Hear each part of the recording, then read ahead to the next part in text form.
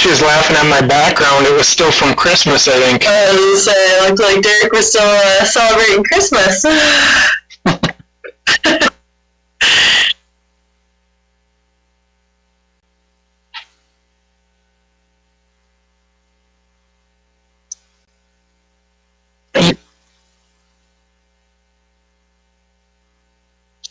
You can make me the host. I'll run the PowerPoint.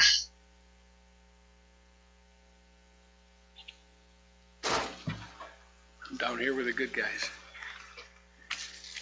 So you're pretty proud of Alex then? That was fun, wasn't it? Okay. They had it turned on in the arena, which was fun. So there's a varsity game going there. Number one on the docket. Sounds good.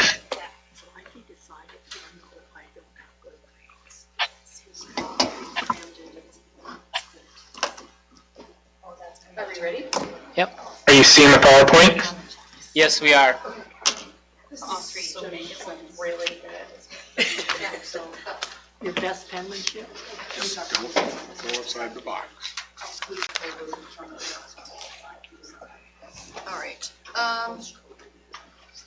Just call the working session to order at 6:03.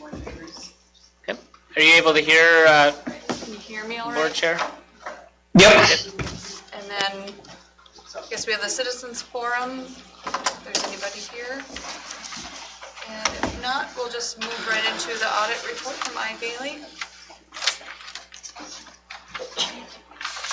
All right, I believe that's my cue. Yep. All right. Well, hopefully you are seeing the PowerPoint. It looks like I advanced it one slide.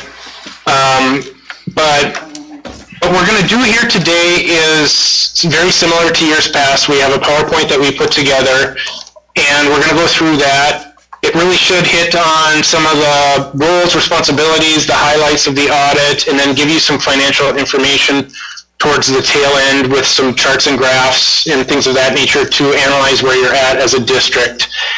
I want to introduce myself. My name is Derek Flanagan, partner with Ide Bailey. I have Holly with me, who is a manager and was very involved on the audit as well. Do you want to say hi, Holly? Yeah, I was saying, quick introduce myself. Yes, I'm Holly Kirkite. I was the manager on the district's audit this year and in the past years. And yeah, I've been with Ide Bailey for a few years now.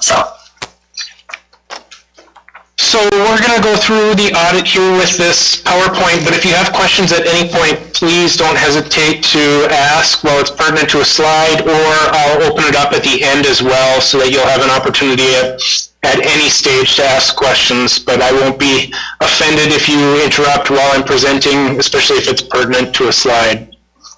So overall, you've hired us to come in and perform a financial statement audit.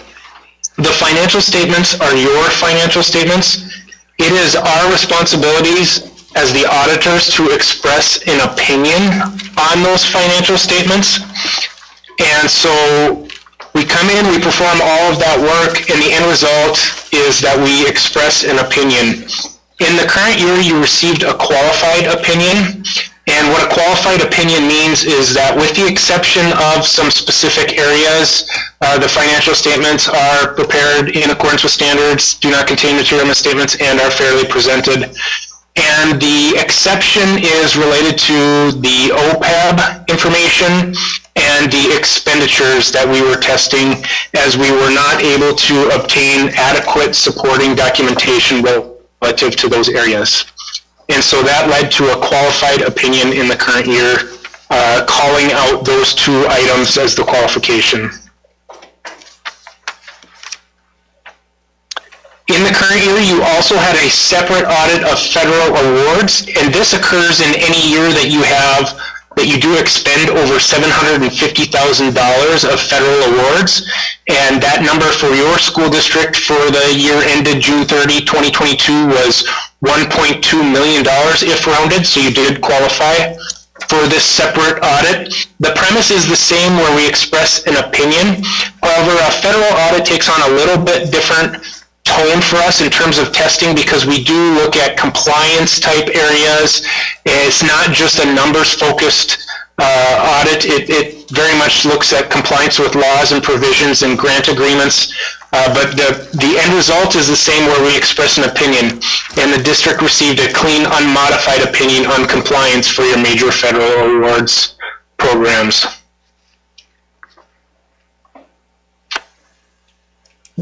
In terms of findings, at the conclusion of our audit, we want to make you aware of any findings that we have as part of the audit, and so I'm going to walk through these with you here tonight as well. And the first ones that I'm going to walk through are related to your financial statement audit.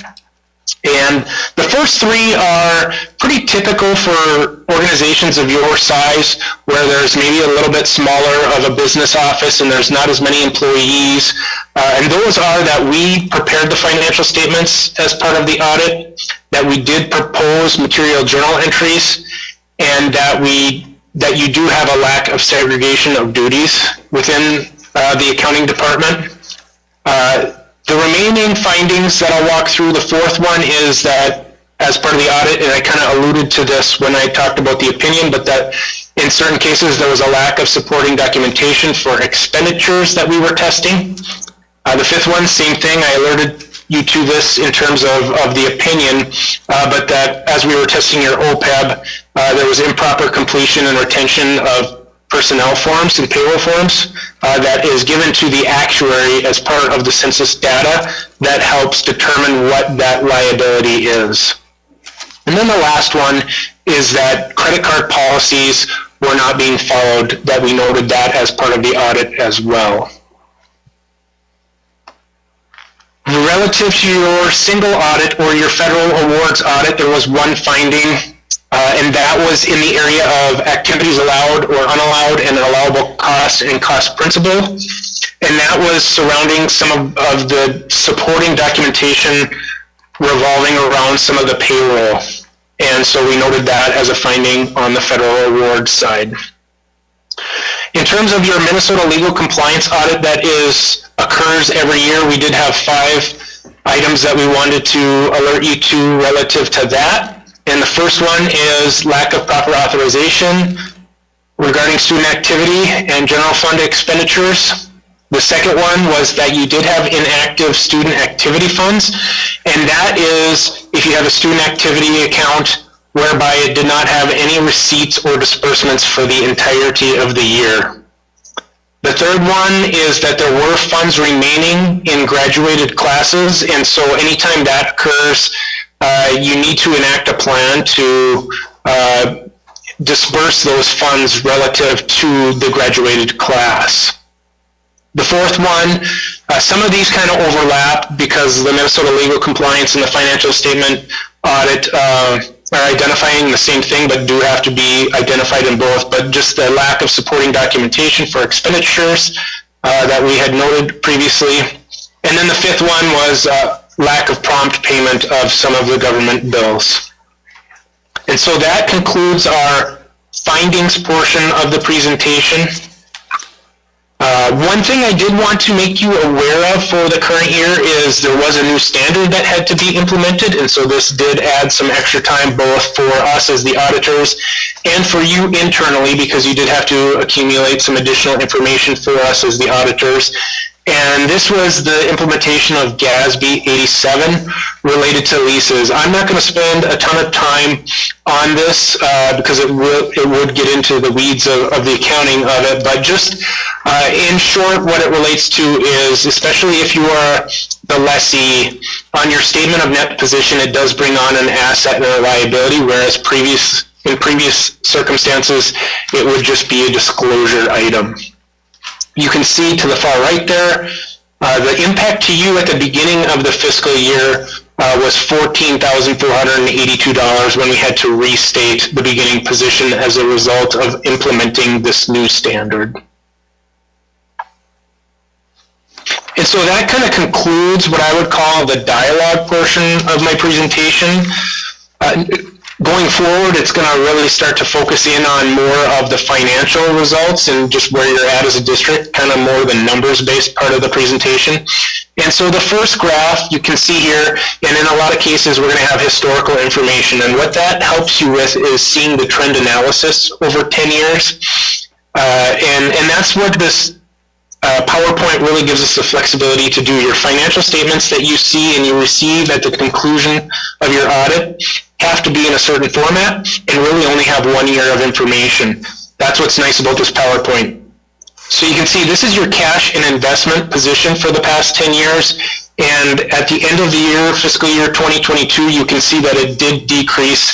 And really what that relates to, you did deficit spend in the current year, as well as some differences in timing of receipts and disbursements.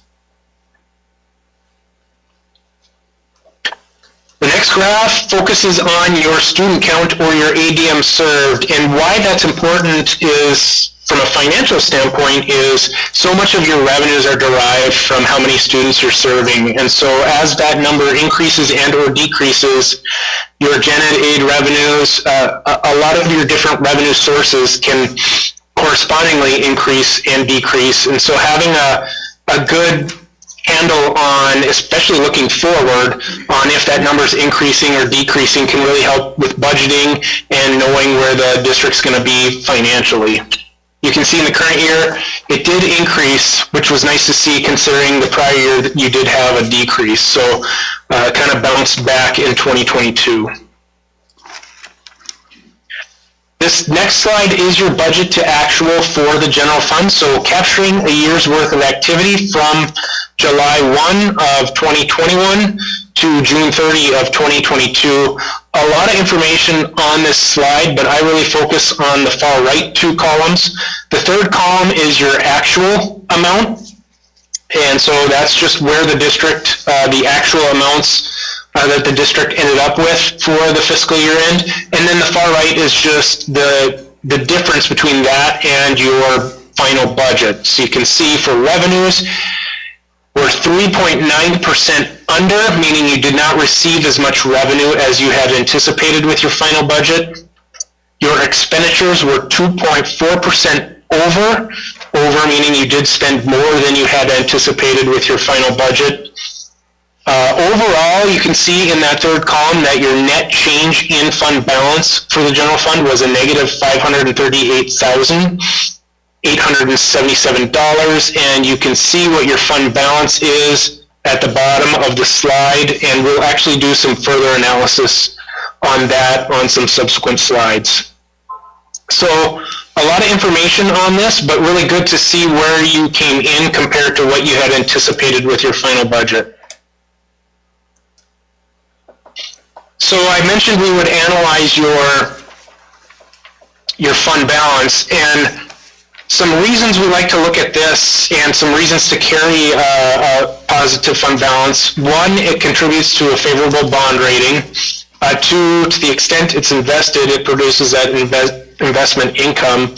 And then three, it's just there for those unexpected items that do occur, whether it be a boiler repair or those things you just don't have planned. If you have that positive fund balance, you can draw upon that.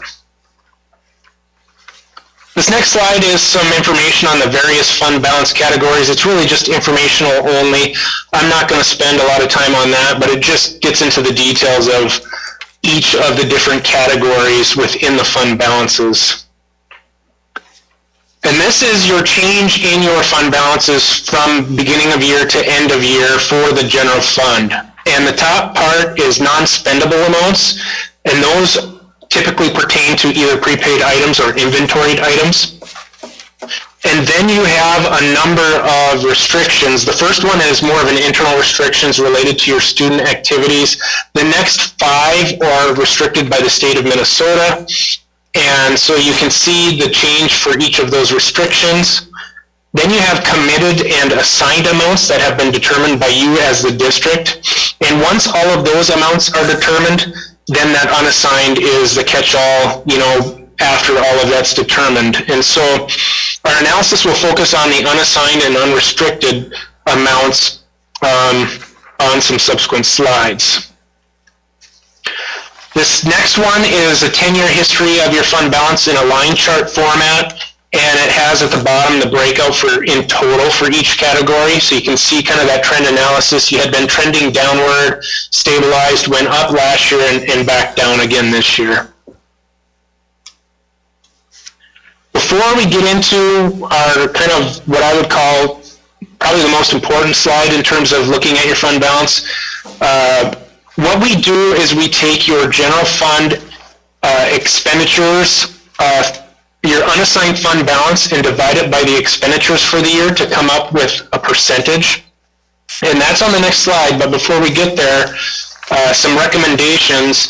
The bottom of the slide, GFOA, which is a national organization, recommends no less than 16.67%, or that's 2 months, which for your district, based on your expenditure level in the current year, would be 1.2 million.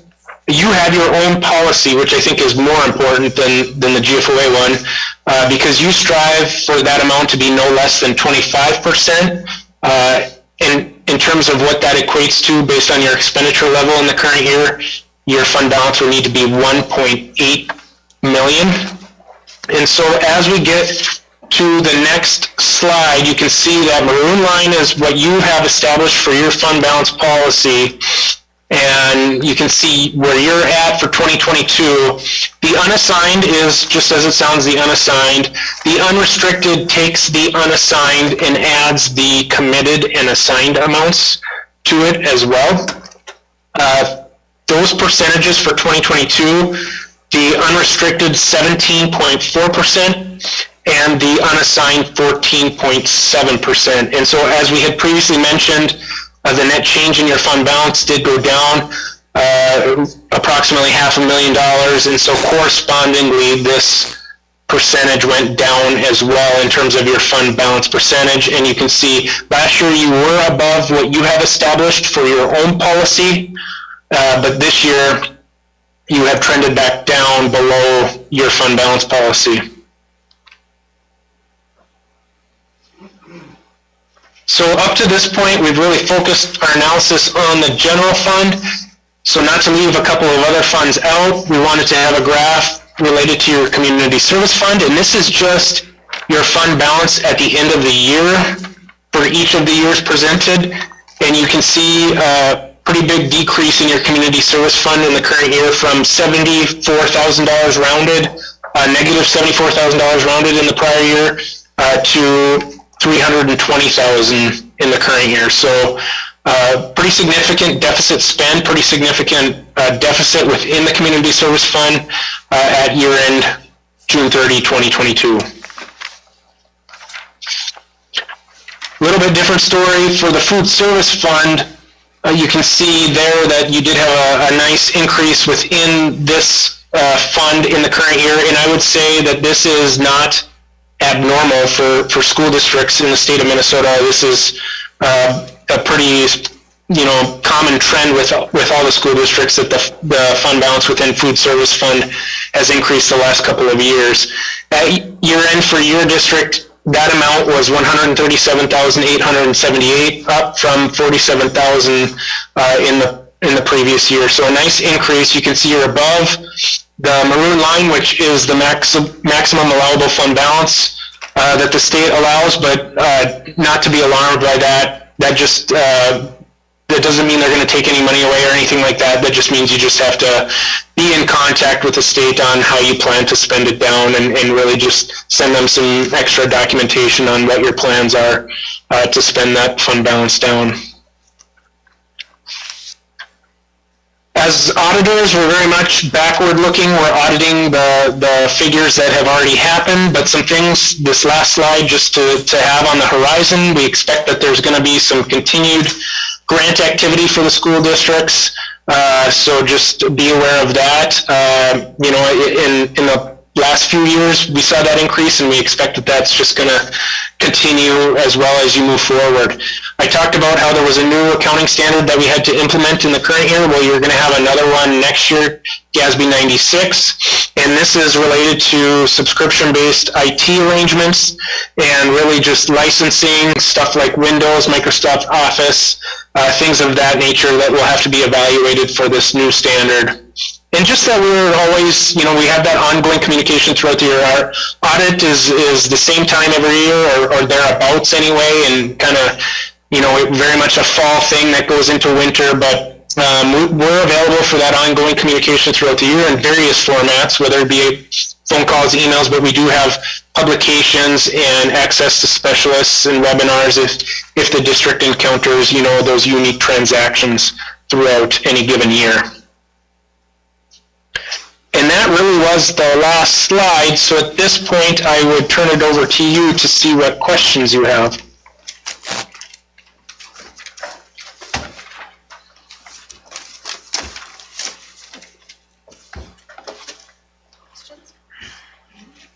Yeah, I got a couple, as usual. Tim Lyon, and so I know we're planning on some of that deficit, the 25,000, which really looks out of budget, that we missed on a little bit, not a significant number, not one, that I'm gonna worry about, but the other 500, when my constituents look at that in the paper, when Woody writes that down, what's the 2-sentence explanation I'm giving them for that? And I can ask Jeff, I can ask Sheena, I just need a layman's kind of response to that. Do we have a plan? Is that kind of to? Yeah, if I looked at it in the front page of the Baudette Region, for instance, I'd say, oh God, where do they spend all that money? They just dropped their fund balance by 20% or whatever it was. I'm trying to do the quick math in my head. If you're looking specifically at fiscal year 2022, and I don't know, Derek, if you want to back up to that budget to actual slide, if you hit the back arrow, it should let you go back manually too. There you go. You're really showing my age by instructing me through this, IT. I wasn't going to call you out the first time that you did it, but I can just quick point out a couple of the larger variances on this slide and what they relate to, if that would help. Is that kind of what you're looking for as far as fiscal year 22? Correct. Okay, yeah, so for the revenue side of things, for the state sources, that's really reliant on those student counts, as Derek mentioned. So student enrollment in this case was overestimated for the current year, and that's where that large variance is coming in for that state sources of that 355,000. Federal sources, that was due to the ESSER 3 funding. The district budgeted to spend all of the ESSER 3 funding, but had about 100,000 roll over to fiscal year 23. So you'll see some of that next year. And then in that other category, where actual revenues were larger, student activity, both revenues and expenditures, are typically not budgeted for by the district. So that's where that 215,000 variance is coming from, is that student activity revenue, for the most part. And then if you hop, you say typically not budgeted for because, question mark? Yeah, that's usually an area that's difficult to budget for. I'd say that's pretty common with most districts that they don't budget for those accounts. Would you agree with that, Derek? Yeah, I think, so going back, there was an accounting standard. You guys are getting your fill of accounting standards, but there was an accounting standard that was implemented a couple of years ago that made school districts bring that activity into the general fund if previously it was considered a fiduciary fund, and that's getting into a lot of accounting lingo, but it was a change, and it brought it to the general fund. And so with that, for some, they've maybe been a little slow to adopt the budgeting aspect of it. So in certain situations, we may see where they're still not budgeting for it. But I think with a couple of years of information now, certainly it could be, estimated, and there certainly could be budgets implemented if you kind of have some of that historical information now, especially, and then it wouldn't be any different than any other area that you'd be trying to budget for. So, but, as your district, by not budgeting both the revenues and the expenditures, they kind of offset that both are going to be obviously under budgeted, and then the net difference is not as drastic. But yeah, I think it's certainly something that could be budgeted in future years. Okay, you want me to keep asking? All right, so you said OPEB, and I don't know what the acronym is for, but improper retention. I guess I'm asking, are there specific dates on that you can point to and say that's where these flaws occurred? Because I think we did some changing in the district, and I'm just curious where we lay with that. Yeah, I don't know if I can point to a date of when the information was not retained or went missing you know, what I can tell you is that as we requested the items as part of our audit, it was not able to be provided to us. And so for me to estimate when that information or where it is or you know, that sort of thing, I'm not sure. It's just that as part of the audit, we requested the information and it was not able to be located and provided to us. So it would have been at some point during the year, obviously. Okay. And then when you talk about a clean, unmodified opinion on federal funding, page 1, I think, of the discussion, slide 1, 1.2 million. Is a clean, unmodified opinion in terms of getting federal funding important because we get it again, we're more apt to? I mean, is federal funding, I mean, my impression of it is you either get it or you don't, whether you've done a good job in the past or not. Yeah, no, that's an excellent question. So we can never predict how the federal government would react to, you know, receiving a modified opinion or findings that are identified in federal audits. You know, they can, you know, there's situations where it's kind of all across the board, but no, it does not mean that you're entitled to more going forward, but in the instance where there could be a modified opinion, they could elect to, you know, depending on why that opinion was modified, a lot of times there'll be some additional dialogue with the district and inquiring as to what the root cause of that modification was, and ultimately it could lead to them you know, asking for any of that grant funding back if they felt like you didn't use it for the purposes of what the grant was intended for.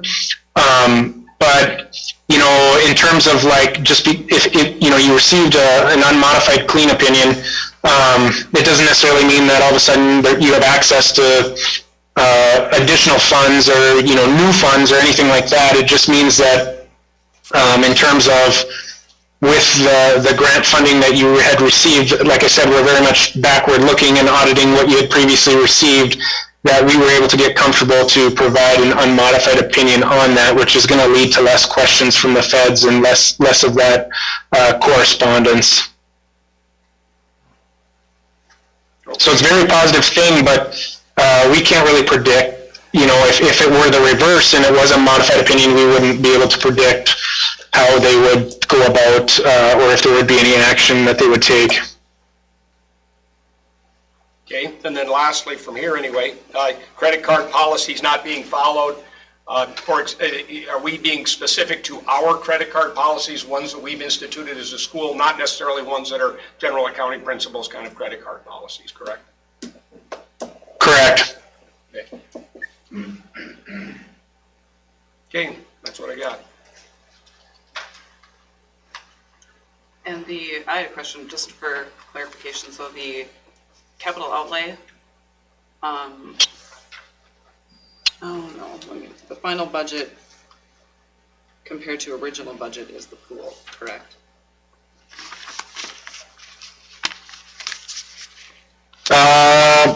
So you're talking the 598,845? It doesn't show up under variance with final budget. It's just that the difference from the original budget to the final budget. I would defer to the district on that question. I'm not sure what changed from the original to the final budget. I don't have any notes on that. It wasn't in the original, right? No, it's the pool. Yeah. Under community ed. And that's why the community ed is That's negative. Yeah. the big piece of it. Yeah.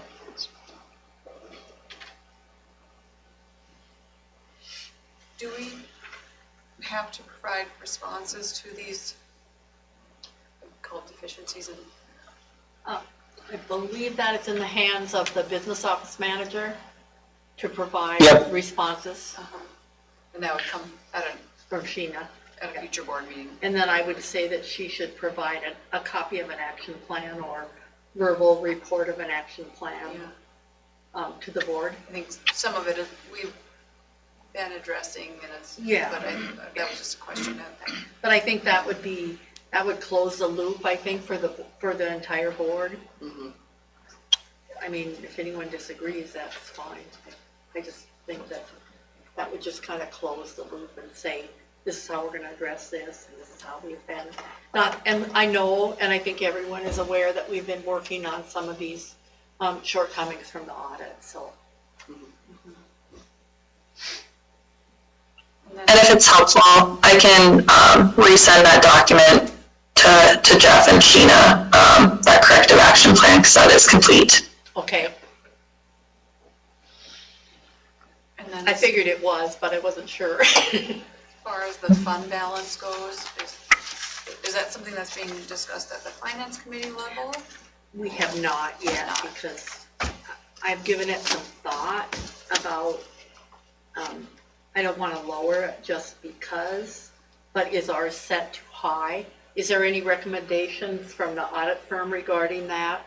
25%, is that excessive, or, should we, I wouldn't modify it down to like that 17%, but is that an excessive expectation?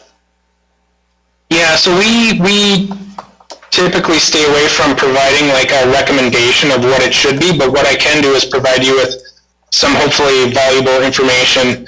The 25% is not outside of the percentages we see. I would say every district is different, and you have to factor in the size of your school district. Larger school districts maybe don't have to carry quite a high percentage just because they have, they're just dealing with such a larger volume of revenues, and so then like a 3% swing is a little bit bigger to them than it is to a smaller district. And so you really have to know your own school district, which is your size, what your revenue streams are, what you expect for expenditures, what you expect your student count to do in the next 2 to 3 years, 4 years. Do we expect it's going to increase, decrease? All of that should go into the thought process of what you want your policy to be. But I would say 25% is not outside of, it's not like it's higher than any of the other policies we've seen. We see it kind of all across the board, and each school district has a little bit different facts and circumstances, but, I would say 25 is definitely within the realm of percentages we see. I believe it's a $200,000 difference, right? That's so the, It's 1.8 versus 1.6. I'm going off memory, we're at so. 1.0. I remember past conversations on this 25%, but just because we do have such a small school population that we wanted to keep 600,000. because it is not a lot of cushion And there. it's been that way for many, many years, I think. That's the number that people reference Morton Easton, I think, his time on the board, which was many years ago. So. I just think, Yeah, and that's accurate in terms of, typically the smaller the school district, that percentage that the district strives for ends up being a little bit higher and a little bit higher. So, like I said, you're really factoring in what you have going on. You have a little bit of a unique situation with your community service fund as well, and things of that nature. So you just really want to factor all of that in when you're thinking about what you want that policy to have for strive for percentage.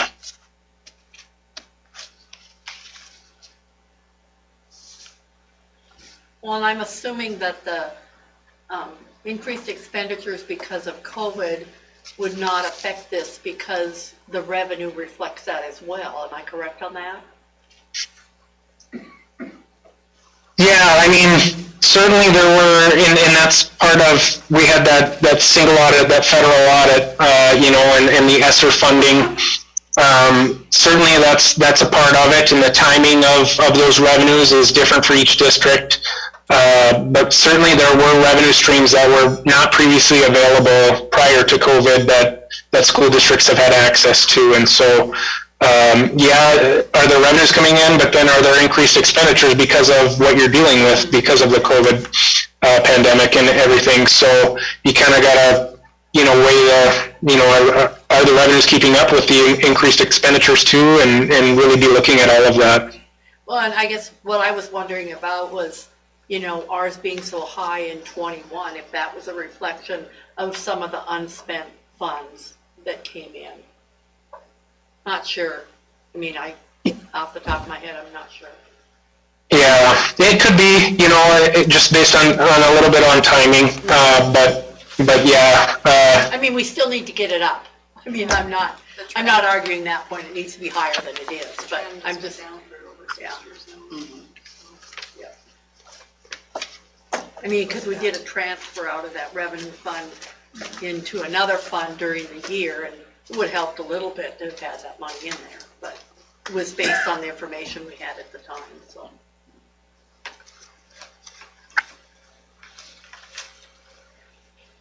Any other questions?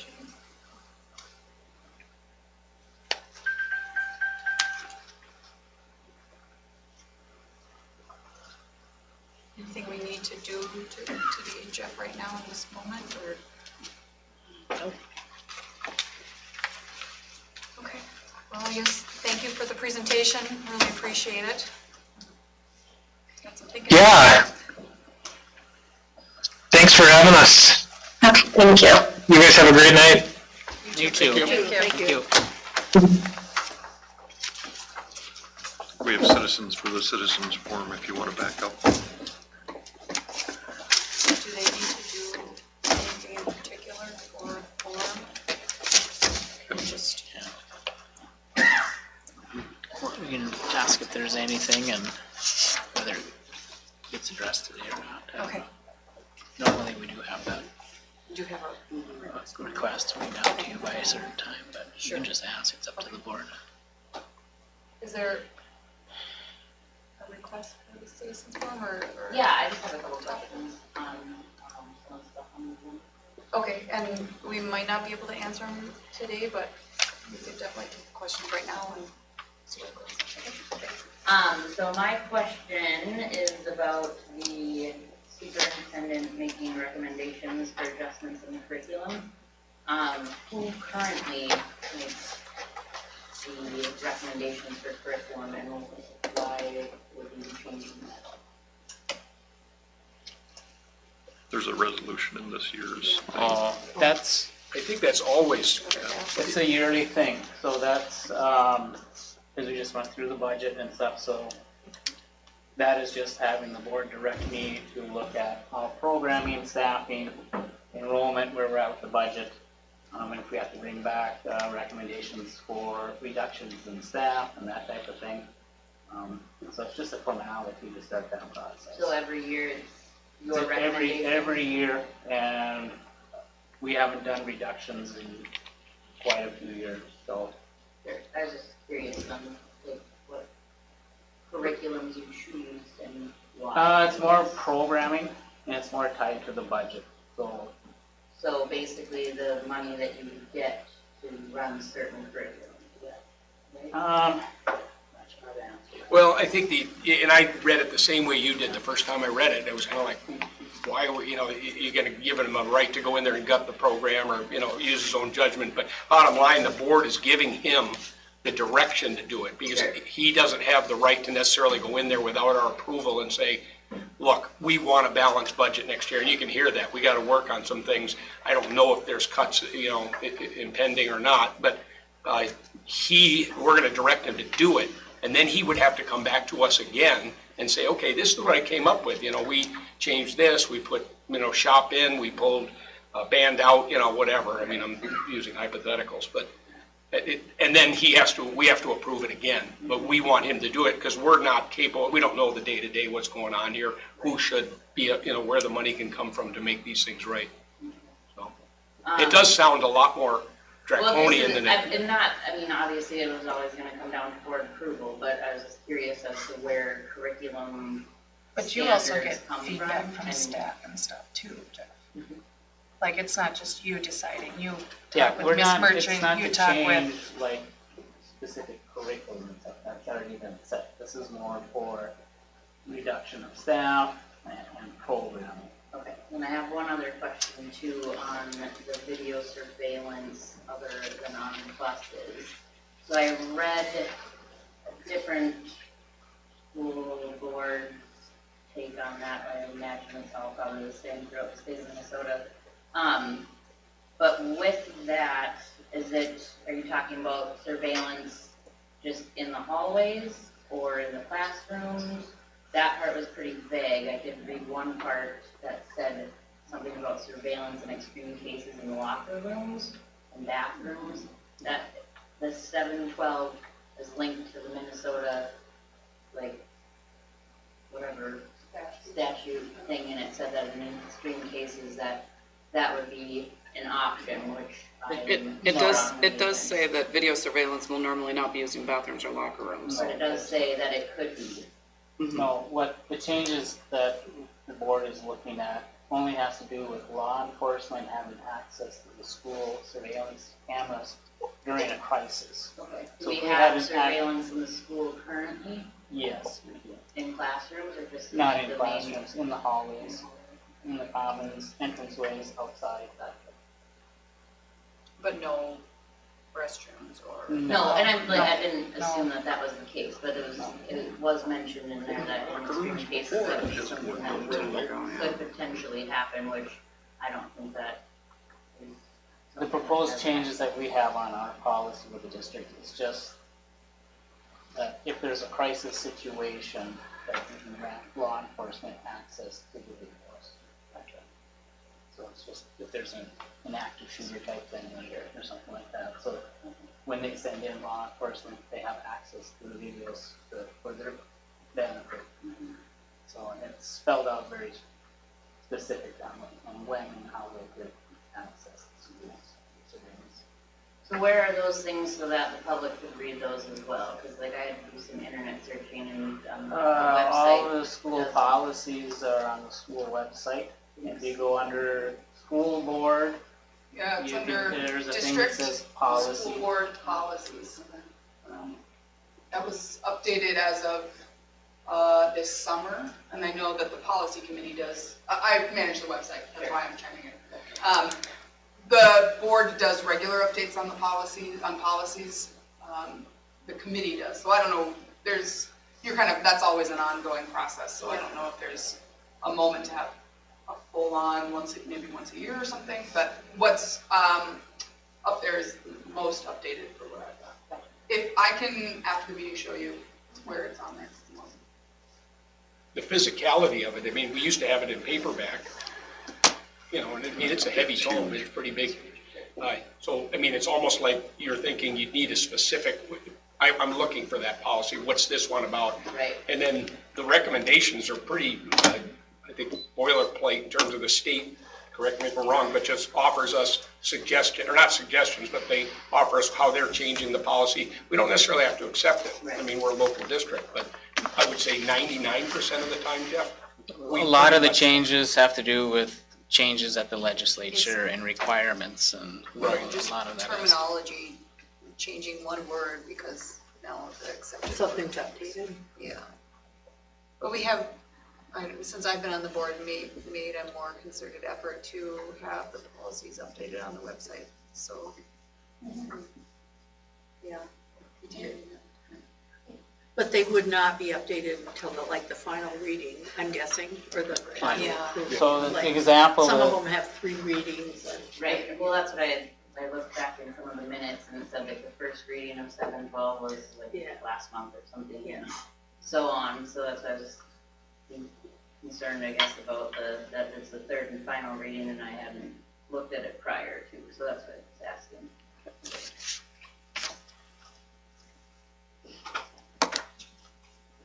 Anything else?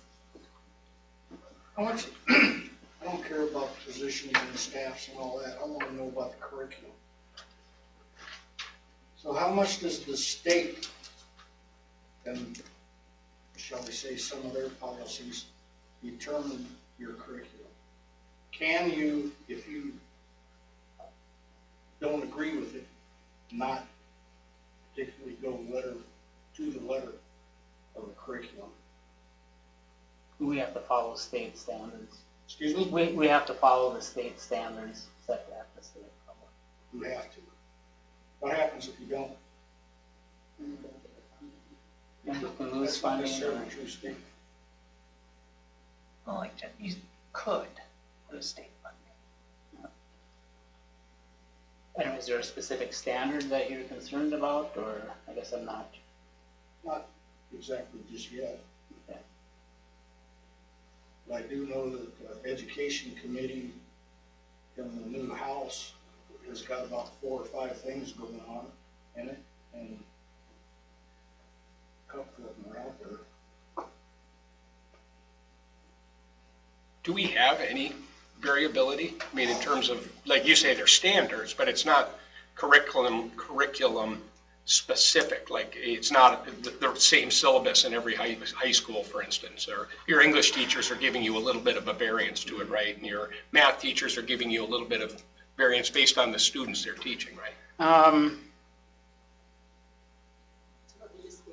If you want to, you can probably do better than I can. Okay, so when we're looking at curriculum, it's really the standards. So the state says we have to meet these standards. So for example, our 7th and 8th graders have to have an art standard. So that means it could be band, choir, or fine arts. And then under that, what they're exposed to, there's a lot of leeway with the teachers. So it's not like the state is saying everybody has to follow this curriculum book and this curriculum series. It's really, if you think about the skills the kids are learning. So if you think about first graders and what are the math skills they're learning are really where the standards come into place.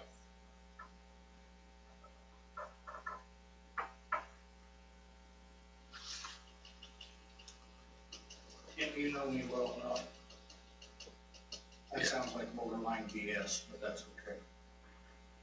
Well, I know that you want changes. I mean, I know you well enough to know that you would stand up and say, this is what I'd like to see taught. But like I said, I think at the moment, we're at the beck and call of the state. We got to have kids be able to add 1 and 1 by the time they get out of first grade, for instance. How that's achieved, I think, is what you're saying. You're going to get a lot of variability based on the kids who are in the classroom, what the teacher's capable of, that kind of thing. So I think that's where your variability comes in. I don't know specifically what you're talking about in the State House, but I guess that comes out. When do they offer up new standards? I mean, is there a timeline on that? There's a review cycle, so the different subjects areas are different reviews, and I believe the latest one up is social studies and science are going to be the next 2. The big thing today was if your student is acting up, whether you can keep them out of recess. That took up about an hour and a half of the Senate committee. Okay, and I'm not sure how that would apply to, for instance, a math or an art standard, really. I mean, in terms of disciplinary, I mean, maybe that's different in the school system, but I think that there are standards there that we have to follow as well, so. But if you don't, then that potentially can cut into the dollars. I think there's always threat of dollars when you start getting, one way or the other of what they want you to do. Yes, I think that's a fair assessment. I mean, that's what keeps our feet to the fire. You could hear that in the audit. I mean, we're trying to figure out a way to make sure that that fund balance right now is, creeping back up where we want it. Going through a little bit of lean years in terms of kids. I know you got a couple grandkids, tell them to keep coming. I have a question also on the curriculum in the classrooms. Then, like, our children aren't old enough to be in school quite yet, but when it does come time for them to be in school, is there an option for parents to see what the teacher's syllabus is and the books that are going to be in each classroom? I think we've been very good about that in recent years, just because there is some volatility that's shown up, over the course of, every school district's seen it. People are happy with this, not happy with that. But again, correct me if I'm wrong, but an English teacher, for instance, Jen Moeller would offer up a syllabus or a synopsis of some word of what she is going to have them read this term, for instance. And that's presented to the public on the 1st of September for a round number. You have the chance as a parent to look it over, ask for an alternative to that book, for instance, if there was something that you didn't like about it, or a different course of study for the kid in terms of that. So yes, I think that we're encouraging parents to get involved in this. I'm actually a little bit surprised at the lack of response we got, because I think about 4 or 5 years ago, there was a lot of thought about it, but once we started offering up these, hey, that's what we're putting out there, here's what's going to happen in the next 3 months, we've heard less. Is that also, we're always looking for parents to get engaged here. It's a hard thing to do sometimes, get parents into it, so, you'll know as you're going along now. I know a few years ago, like when Brian Novak, just before he left, we had been talking about, with the internet and web pages these days, that it would be pretty easy to display for all the teachers and classes to display whatever material they're going to be using in every class, and there's no reason to not make it public, at least as far as I can see. So maybe we should revisit that again. And because right now it's kind of, you have to ask to see what's there. And it's like, well, we're funded by all the taxpayers. Maybe we should look at that again. We're kind of gearing up towards it. I know Brian Novak was kind of looking at it. And again, with the website and everything else, it should be relatively painless to get all the classes, what we're doing in them. Then everybody knows what everybody knows. Yeah, for instance, and that came up in the meet and confer we had the other day, but they're putting out work assignments like on e-learning days. You get a snow day when the kids are, and that's the new craze, and that's difficult, let's face it, but you can go right on there and see what your kids are supposed to be learning during the course of every given day. Even here's the homework assignment, here's what you should have achieved by the time you get back to school, tomorrow or the next day or whenever that is. So, I think it is available there for the bulk of it, and more of it could be if it's needed. More of it would be, you're probably referring more to like the parent view type thing, and you can see what your kid is doing, but I'm saying just have all the classes and all the teachers or whatever, and just list everything. And then, on some of it, yeah, it's not going to be too big of a deal, but I don't know, in the elementary class, what books are they going to be reading, or in a English class or the math class? And because the other one you're talking about is more, your kid has to be in school and you have to have an account and you can look and see what your kid is doing, but there's nothing there. Like I wouldn't be able to go into, at least as far as I know, I wouldn't be able to go into the 4th grade class to see what they're doing. Oh, I see what you're saying. Yeah. An objective look at it, like you say, from a taxpayer perspective, not just because your kid's touching that book. Yeah, that makes sense. I'm gonna maybe wrangle us in a little bit, just because try to move this along. Sorry. I think if you have more questions, it'd be probably good to visit with Jeff, and definitely, if there's something as a school board you could bring back to us, or some of this curriculum discussion and questions I could have, if there's things we can address as a board. Does that seem fair? Great. And thank you. All right, on to board committees. School Forest did not meet this month. Did not. Meet and confer. We did. We had discussions about how emails are dispensed around the school. We had discussions, at staff versus individual specific, some of it a meat and potatoes item, and then copier issues seems to crop up here and there. And then not a discussion for this time, but sort of a generalist question is in terms of the enrichment program and where that stands now, where we hope to see it as a board, maybe, directionally over the next few years, because I think there's some questions out there, and how it gets funded was the big question. There's not enough money available immediately to make it a big issue, but if there were people who are interested in helping to do some fundraising to make that, because in its history there is some, there's a history of private funding to enhance whatever it is you want. So anyway, those were the discussion topics, and I know we're getting late, but if you have a question on any of that, feel free. Is enrichment, is that full-time or is that part-time?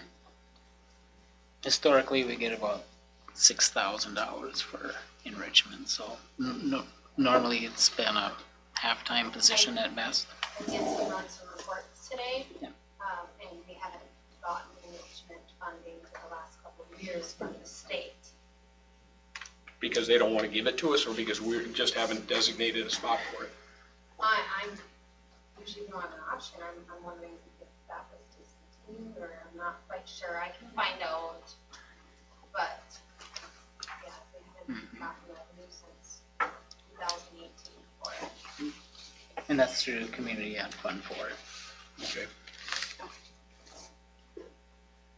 All right, anything else under meeting? Then finance. Anything, otherwise we can wait for Sheena's Yeah, I think we report. could wait If for there's anything Sheena's- special the board wants to talk for about. Sheena's business office report. Okay, sounds good. Next up, superintendent. You have in your packet, I have the enrollment update. We're actually up 4 students from December. You had your organizational meeting, and I was informed that there's some questions or some things that I missed on the agenda. The current rate for meetings going over 4 hours is $120, and that was set back, I believe, in 2021. And I don't believe that was in your agenda. So that's an action item to set that tonight. Reimbursement for staff taking their own vehicles. I think last year it set at 18 cents a mile. The prior year, I believe it was like 19 cents. And I'm really not sure where it originated as far as how they set that rate. I know that for flex medical transportation is currently at 22 cents per mile. So we might want to take a look at that. And then policy 213 is that the school board committee provides for the development and appointment of committees that board members serve on. It was last updated in 2018, and I was looking at it the other day, and there's some, it's outdated as far as the listing of what our committees are. So when we talk about all the board committees that you serve on, all of them must be open to the public and need to be posted. And the current list needs to be reviewed and updated. There's several committees that were more ad hoc and are inactive. There's some appointments on there, so they're not all committee membership. Some of them are just appointment. I know there was a question specific on the cabinet committee, and that was an ad hoc that we started when COVID came. We had a handful of meetings. I also have a cabinet, which is my supervisors committee, so there might be some confusion with that. And that's my administrative team that we meet monthly. I don't think that would be appropriate place for a board member. So that might be one that we would take off the list.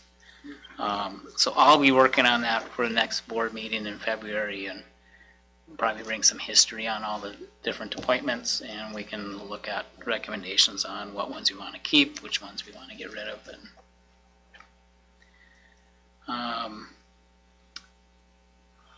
I'm going to do a mid-year professional growth report in February, and that's to gear up for my evaluation that needs to be done by June of this year. So I'll be getting that out to the board to review before the next board meeting.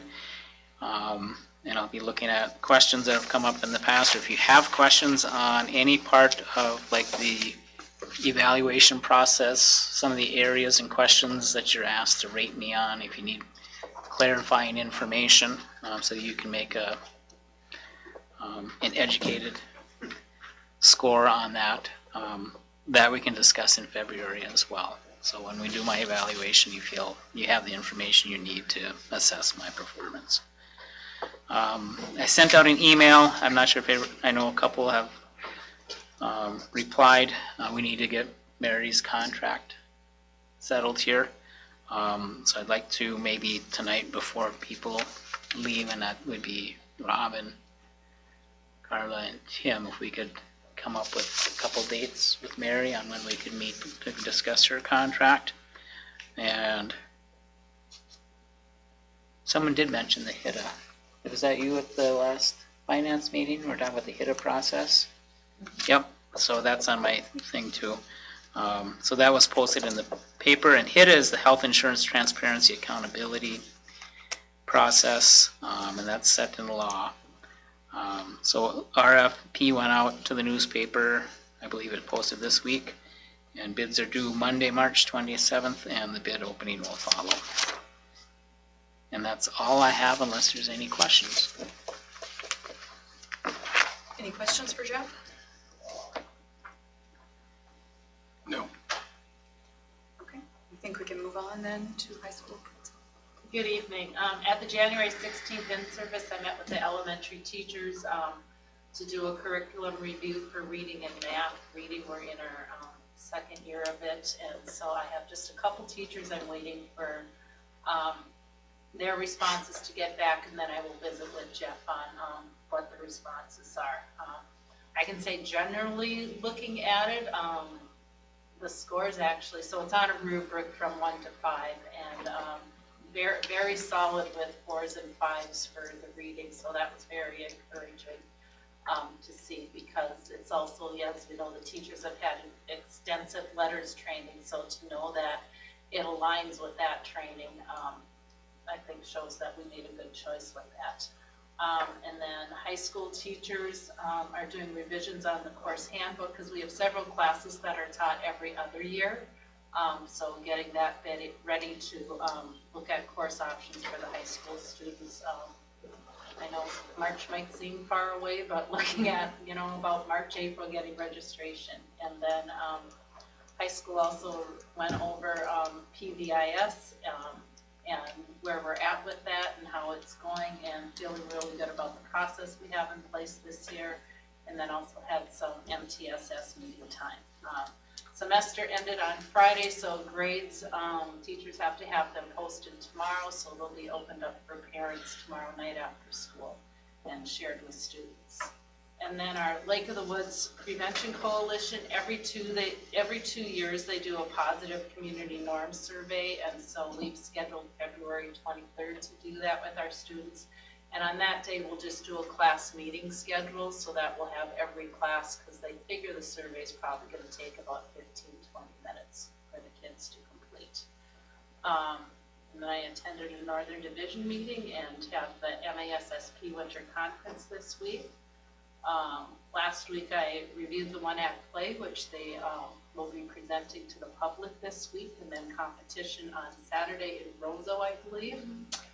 And then I included some career and college planning, what takes place in the building. So I'm not going to read all that. That's there for your reference. And if you have any further questions on that, please let me know.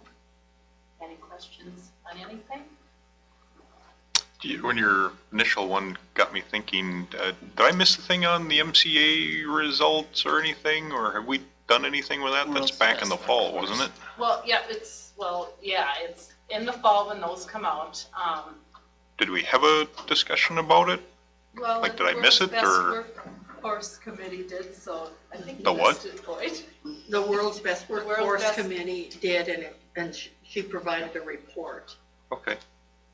Okay, I was just, And then, I can't remember what month it and was. one of the things that came up from the elementary teachers on that was they really want to be able to compare apples to apples. So Diane has put all that information together, so at our March in service, and granted, it's only going to be since 2020 because of COVID, so it's really starting a new era of comparing test scores.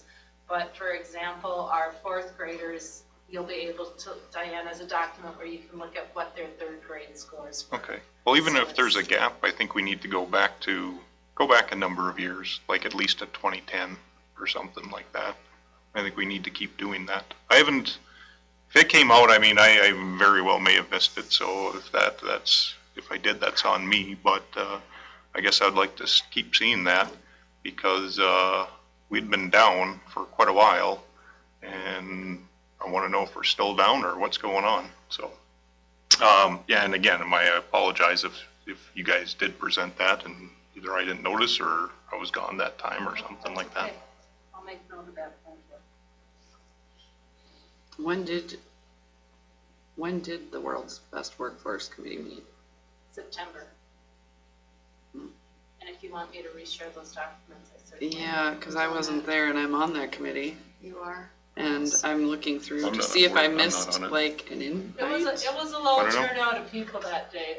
Yeah, well, I'm just like checking my email because I'm not seeing any. Is that something you can share with the whole board? Yep, absolutely, yeah, absolutely. And it is, I believe, posted on the website.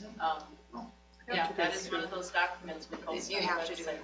You can actually go onto the state website. I've actually looked at the state website, so I know what it is, but I would like the comparison going back a number of years. It's quite cumbersome to try and do that off the state website if you're not administrative level or something like that.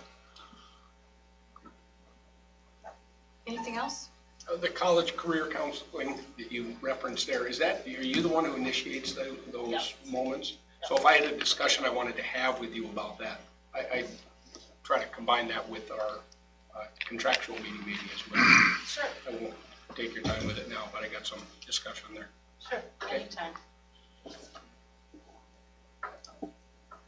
All right, we'll move on to the business office. So now that audit was complete, our data for 2023 was inputted into budget analytics, so I was able to provide all the reports for the first 6 months of the year. State revenue is received at 45% for the year, and federal revenue is received 23% of our revenue. I broke down our 2023 grants again, and then I'll go through each one very quickly. Our Finance 160 grant, I'll be drawing our basically last quarter expenses, which is $9,539.21. The state asks that we spend the money and then draw. So we'll be spending the whole grant this year, but drawing as we spend it. Finance 161, we are receiving $113,799.27. With this grant, it is only for summer school and after school and before school.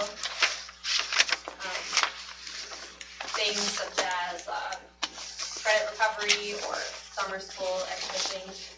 One of my coworkers, I contacted one of my coworkers because we're struggling to spend it, as is most schools in the state. She did a webinar that said we can use the money for sports. So she revised our grant and submitted it, and the budget was also submitted and approved. So for our spring sports, we can use the funds to pay coaches, officials, game workers, and supervisors. The funds will be used to cover transportation expenses and bus driver wages. And we also will be waiving all student fees for the spring and even the fall sports because we have such a large amount of money. And then free admission will also be provided for these events. And that's a stipulation where in order to get this money approved, we cannot accept funds from the students or even gate fees. Usually in the spring, admittance is not accepted for track and baseball, softball events. And so now in the fall, I assume we're still going to have a lot of funds available. So the plan is to still continue this into the fall. The last, basically this money is set aside until fall of 2023. So that was really positive, I feel. I think it's great, it's gonna help us spend money. And Yeah. so anyone that already paid for spring sports, they will be refunded. So I did draw $4,338.28 of that grant. Pandemic enrollment loss grant, finance 171. We received $25,946.58. I will be drawing $8,956.04 expenditures through December 2022. Our COVID testing supply grant, finance 170, we have $20,000.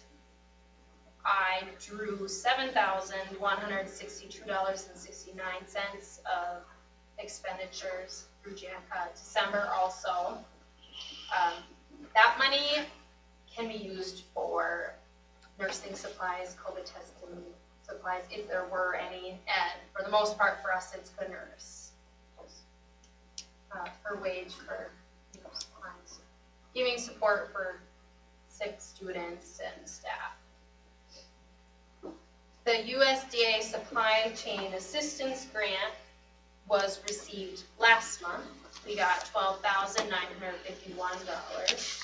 And Jackie just informed me that we will be getting another $8,000 in that. They do have nutrition requirements for that grant. They didn't ask to see mine last year, but like for instance, milk meets all the standards, bread meets all the standards, so we'll just use that money to pay for like milk and bread and things like that. We also just got $6,000 from a farm to school First Bite grant program. We're still in, I did complete some paperwork. We have an e-doc that should be coming to us that we sign, and then we'll be getting the funds.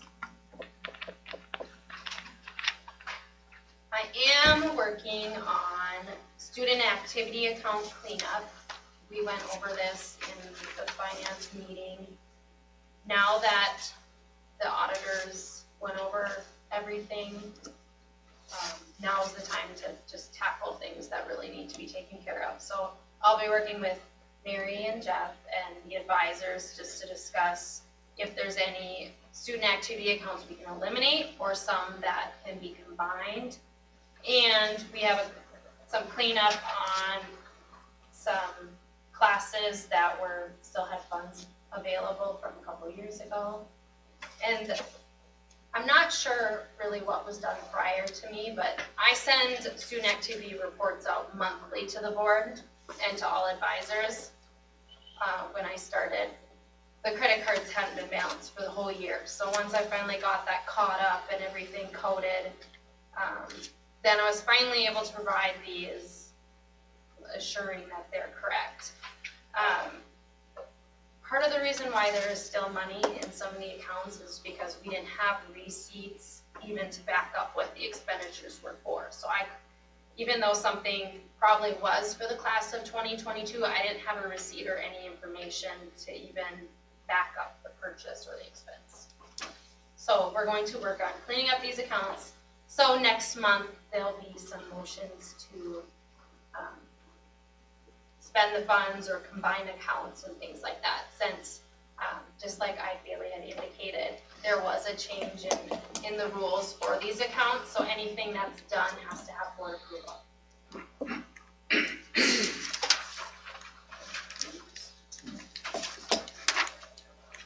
I provided the cash report again, which is just basically all our statements combined and condensed, which shows our balance for each and our total balance of all of them together.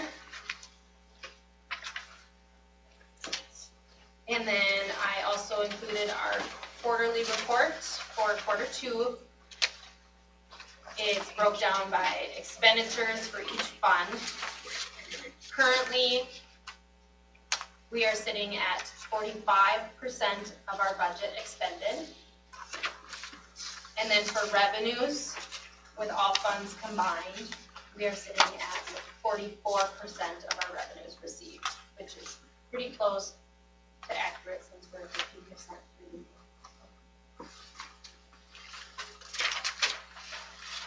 W-2s were completed and mailed out on January 16th. They're also available electronically for anyone that works at the school. 1095s will be completed this month also. am waiting on one data file from one of our insurance companies, and then I just received the other one today.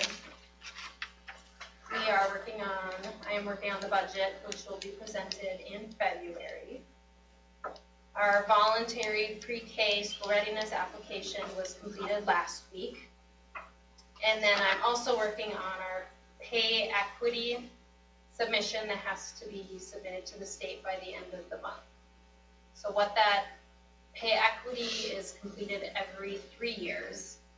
And it's basically reviewing all wages and just making sure that a manager is above their workers, and just comparing just to make sure that everyone's paid in the range that they should be, just within our school and even statewide.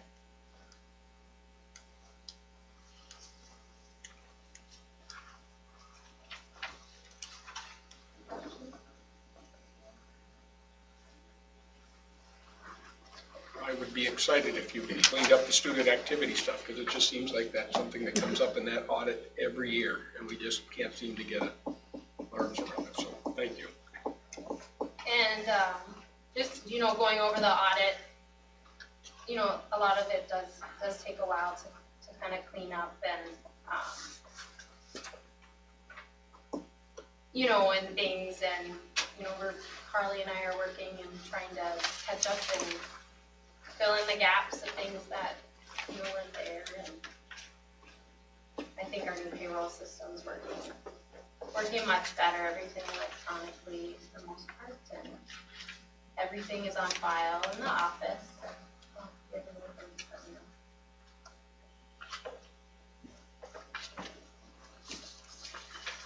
Anything else for Sheena? Would you send out a copy of your action plan, or whatever you want to call it, the corrective plan for the auditor? Well, I was reading it, and for each finding, it indicated the superintendent would create an action plan. I have no problem assisting with it, but. Good, because you're going to. Well, I didn't want to overstep my boundaries or something that, there were a lot of things that we already addressed just because. Yeah, and I knew that, but I just thought we just close that in for us. Oh, Yep, yeah, we'll and put I'll be something together. really honest, I came in and the fiscal year was pretty much done. Yep, oh, I know that, so. So, Yep. and I've stated a lot of my concerns even since I've been here, and the P cards got cleaned up pretty quick. So. Yeah, I think most of it is cleaned up, it just is. Yeah. Yeah, some things that have to be. There's always things to improve in that. Yeah. So, one thing I've really stressed is being very transparent with reports and providing things for the board, so. I think the changes that you've made are good. Yes. Yes. If there's anything else you want to see, just go ahead and ask. We'll get it. We're noticing and we appreciate it for sure. Definitely. Is there any way I could skip, I could be the next on here, I don't want to be a pain in the butt, but my kid's practice got done 5 minutes ago, it's in the town right now, I wanted to talk about what I needed to talk about, and I gotta go grab them, because I didn't know this meeting was gonna go extended. That's fine, maybe. Is that okay with Yeah, everybody? yeah. I'm gonna bunch here in line, so I apologize, but very rarely do I have something super important to talk about, but this is actually have something together here, so. So my big topic is our sub pay that we have at the, my big topic is keeping like those school bus drivers behind the wheel. As you can see the header on my thing. I don't do this 1.1, 0.5, 0.5 stuff. I just base it on here. So, the big thing about our sub pay is that not like I'm really asking, because you guys are all talking about saving money here. I'm asking for money, so it's like, okay. But what I'm really talking about is, all of our subs have been here for, I've been the substitute, I was a substitute bus driver in 2007. I'm pretty sure every one of them has been here longer than me. We're talking, 15 plus years now, pretty much all our substitute bus drivers. And they just get whatever we think that they should get. So what I'm proposing is, and thinking about doing is, obviously I go through the proper channels here, but for instance, Black Duck and Warroad, they basically treat their substitute bus drivers like a full-timer as far as the pay scale goes, so your steps and stuff like that all transpire. So the big, and that's what I would like to do, because the big problem is I get some of these bus drivers that, you know what, maybe I don't want to be a full-time bus driver anymore, and I don't want to have to come into it on a daily basis, but I'm willing to drive sub, I'm willing to sub.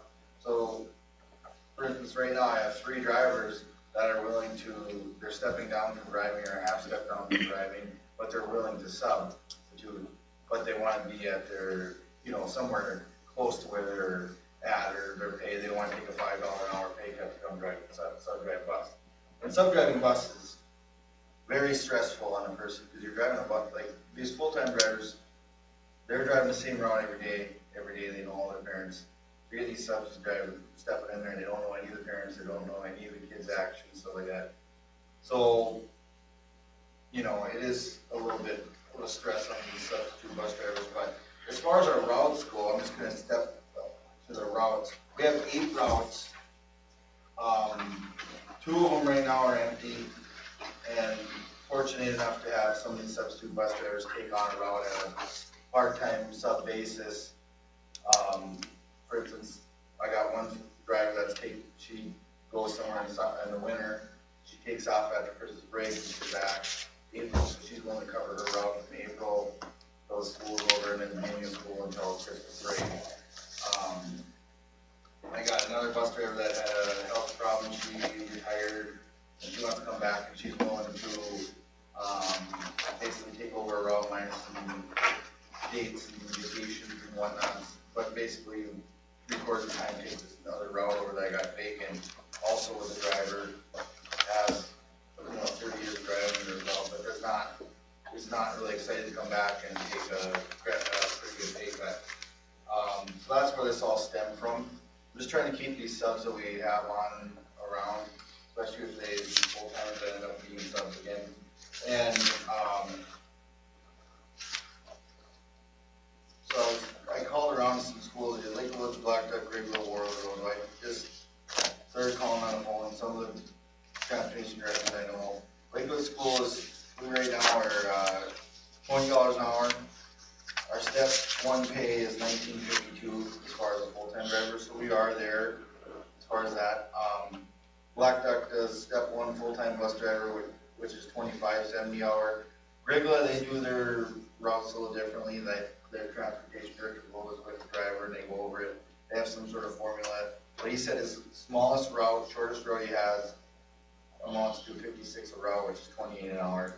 Warroad, step 1 full-time, that's what they pay their drivers, is $26.10 is the starting wage. Roseau is step 1 pay, which is $25.04 an hour. Benefits for substitute is my next thing. Lake of the Woods, I didn't want to throw us in a bus, but we didn't really do anything for substitutes, I just pay them. Black Duck, they get the longevity and experience pay. So if you get a substitute driver from another school, they come here subbing, they're gonna get experience pay and then as they're there, they'll get the longevity pay or the step pay, what we kind of do at our school. And I try to talk to like 4 other people that have worked here for a long time and like try to figure out this step pay and how we do it, and I don't know how it works. But hopefully Jeff will clue me in on that one day. Well, I've tried to dissect it myself, I just can't figure out. Warroad gets longevity pay. Everybody's treated like a full-time employee. If you want to be full-time with time off and benefits, stuff like that. So as far as their pay scale goes, they get treated like a full-time employee. And then Roseau, even when they start at the right pay scale, I didn't quite get out of if they keep their pay going, so I just put nothing on it because I didn't want to keep it for something I didn't know about. Then substitute bus driver retainment.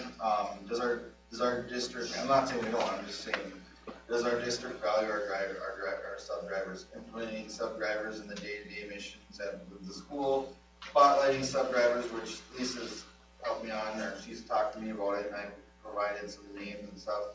including sub-drivers in teams that deal with student behavior.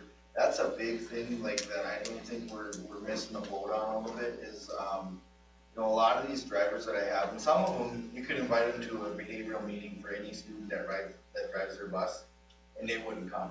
I got some drivers that are just like that, but a majority of them would like to be like, hey, if there's something I can do to help this kid behave on the bus or things like that. So I think we should maybe get a little better at maybe including some of these bus drivers, because the problem I have is you send these kids out to these buses with like 4 teachers and 5 paras, and then expect one driver that's driving the bus to kind of, you know, handle the ropes for an hour to, you know, at least an hour behind the bus. So if we can do it as a school and help, you know, do some things like that. I'm gonna start getting, is the vector training. I'm gonna offer all my drivers vector training opportunities. If they wanna do some of the vector training that we offer, and then I'm gonna,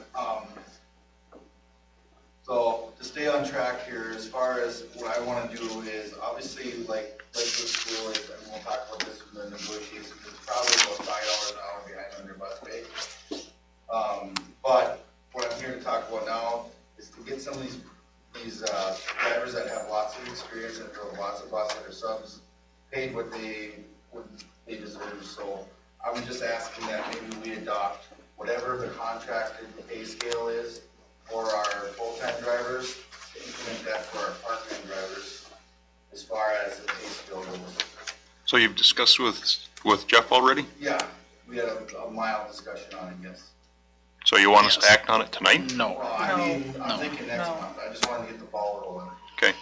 I wanted to get it out here and kind of give my little spiel here, and I'm thinking next month we'll act on that.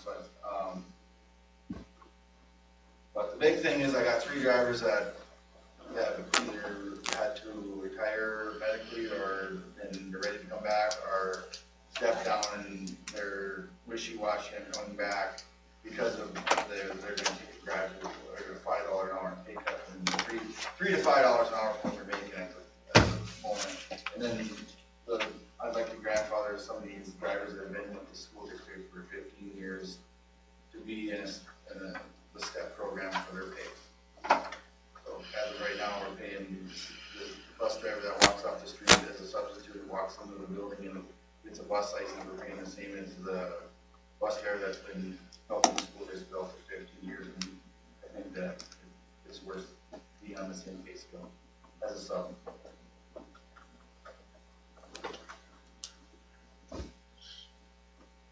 And it's really that spiel on the sub pay.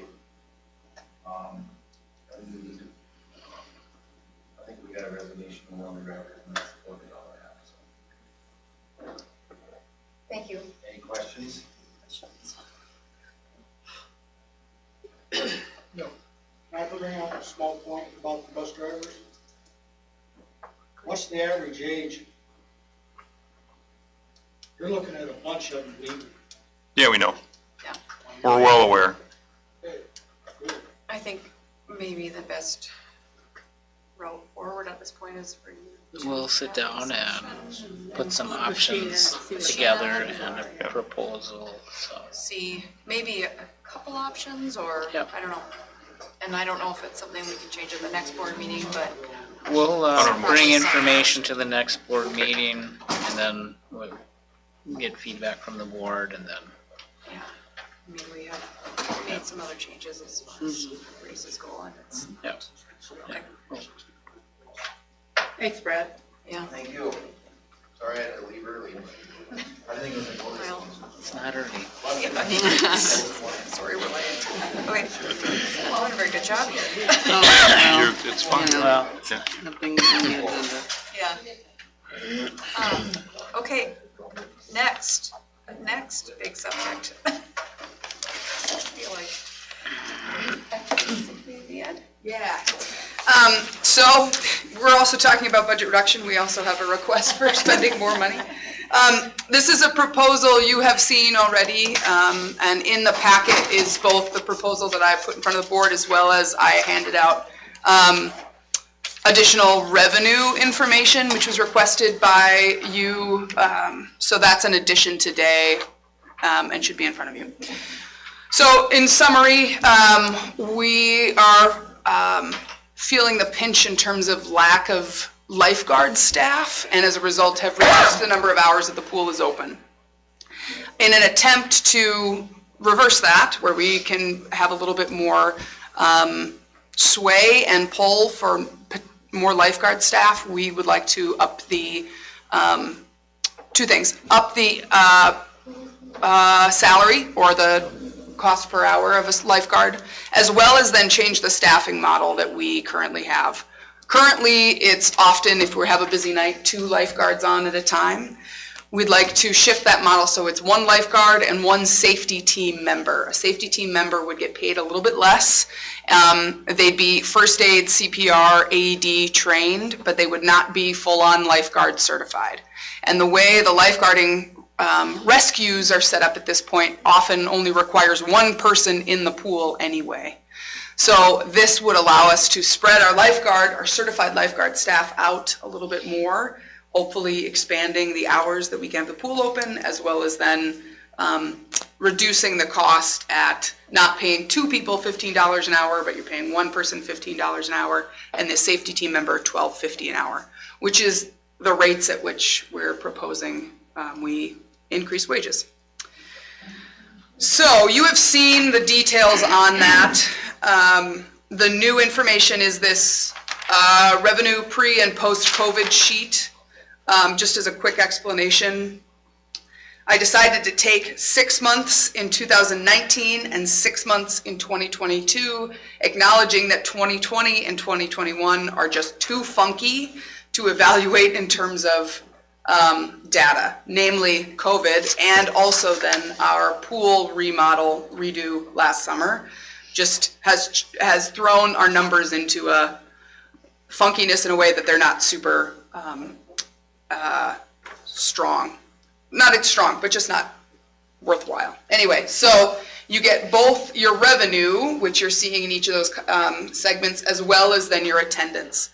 That's an acknowledgement, which I've heard from the board before about, we want to make sure we're making a little bit of money on this, but it is a community service in the way that attendance and usership is as important, if not more important, than what we're actually making in revenue on this. So I figured those were important numbers to track.